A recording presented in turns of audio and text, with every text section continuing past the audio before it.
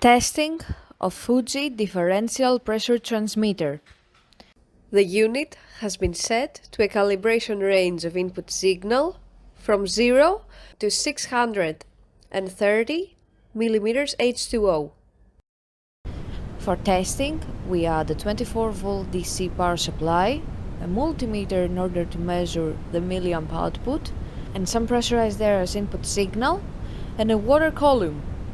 For testing, we manipulate the input signal, and we see that the unit responds accordingly and outputs the full 4 to 20 milliamp output signal according to the range we have programmed into the transmitter.